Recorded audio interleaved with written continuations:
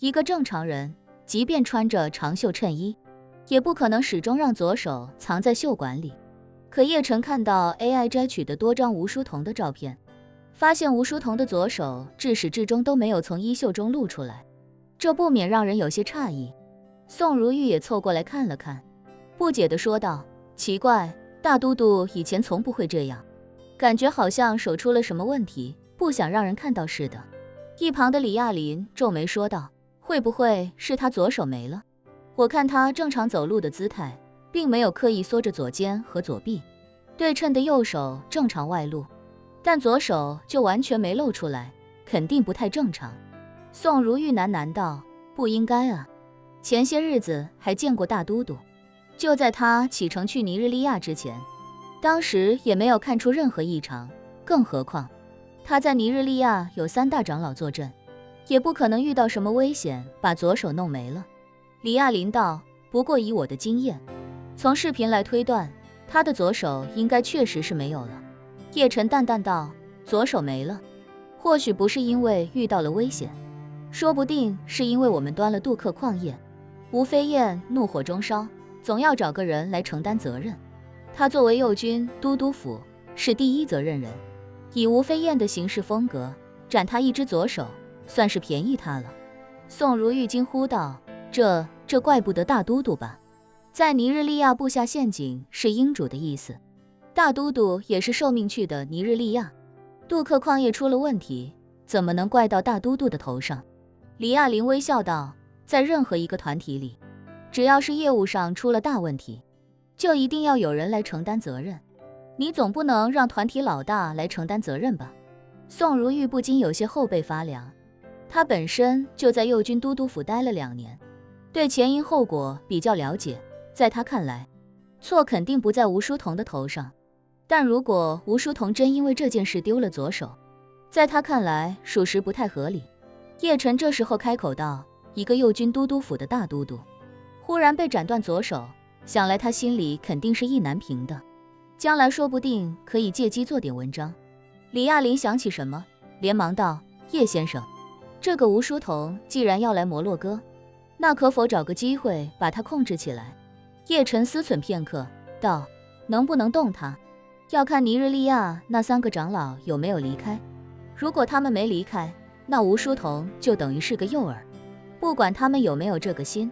眼下1万多人等着我们安全撤离，暂时还是别跟他接触最好。”说着，叶晨又道：“接触吴书彤也不急于这一时，用不了多久，全世界所有的国际机场都会被我们的自动贩卖机覆盖。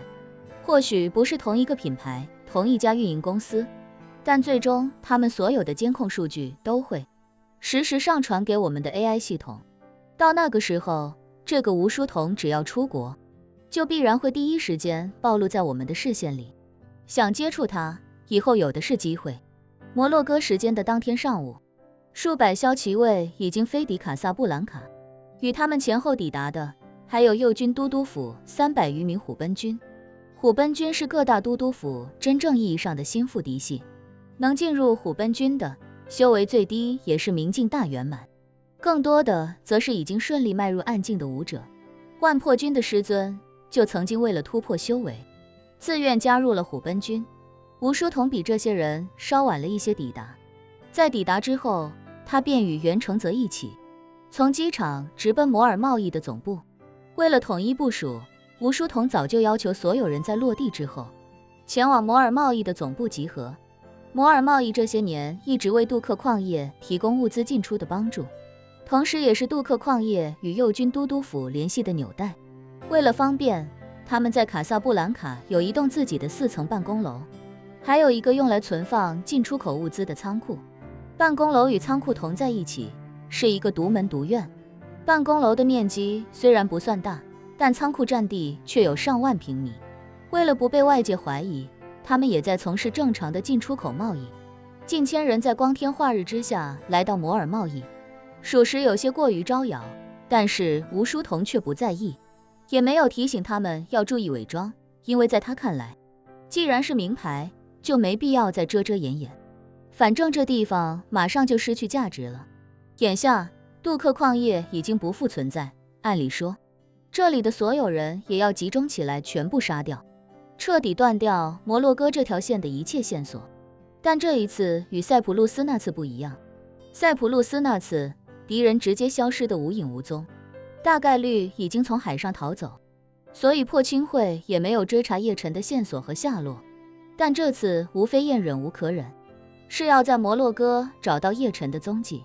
所以摩尔贸易也就暂时还有几分价值。虽说还有些利用价值，但在吴书彤看来，这里的使命也只剩下了最后一个。无论能不能找到线索，等这件事过去之后，摩尔贸易都没有继续存在的必要和可能，所以眼下也懒得再装模作样。摩尔贸易的特使董明超此时此刻心底忐忑不已，一早上的时间，陆陆续续来了700-800人。这些人来了之后，就全都到了仓库列队等候，场面蔚为壮观。他的副手在一旁紧张的低声问他：“大人，这帮人大白天就这么堂而皇之的来咱们这里，这也太不注意了吧？万一被有心人看到，咱们这里不也就暴露了吗？”暴露？董明超苦笑一声，房都他没了，还要一个光秃秃的大门杵在废墟前做什么？换句话说，房都没了，要一扇光秃秃的大门还有什么用？副手瞬间听明白了他话里的意思，赶紧问他：“那上面会怎么安排咱们？”董明超摇头道：“这我可说不好，眼下是要我们配合他们找到那些人的线索。等这件事过后，我们有可能被调离，也有可能被处决，但绝对不可能继续留在这里。”处决？副手顿时慌了，开口道：“我们也没犯什么错，不至于处决我们吧？”董明超忧心忡忡地说道：“这谁又能说得好呢？组织做事一向心狠手辣，而且各驻地之间的秘密保护得非常好，就算其他驻地都被人毁了，我们也很难知道。但如果把我们分到其他驻地，那就等于把杜克矿业被毁的秘密暴露到了其他驻地，这个风险，你觉得组织会愿意承担吗？”副手忙道：“可他们现在搞的大换血，难道就不怕被交换的骁骑卫同时交换各驻地的秘密吗？”董明超问：“交换什么秘密？各自的驻地在什么地方？有意义吗？被交换过去也不可能离开那里，就算知道了外面10个驻地的位置，又有什么用呢？他们的人身自由都被严格控制，与外界根本没有任何联系，还怕他们泄密不成？”说着，董明超又道：“再说了，这些人家人都在其他驻地，就算有机会泄露组织的秘密，他们也万万不敢。”说到这里，董明超微微停顿片刻，惆怅地说道：“我们就不一样了，我们知道杜克矿业发生的一切，这种消息是万万不可在组织内部传播的，会极大影响军心，影响组织的权威。如果换作我是英主，我也不会让一帮人带着自己的丑闻去其他地方。”副手吓得脸色惨白，脱口道：“大人，那我们现在怎么办啊？总不能就在这里坐以待毙吧？”董明超反问：“除了坐以待毙，你还有什么好办法吗？”副手顿时说不出话来，他也知道，这种情况下，他们这些人根本就没有任何反抗的力量。董明超感叹道：“怎么看，都还是杜克矿业的那帮家伙最幸运啊，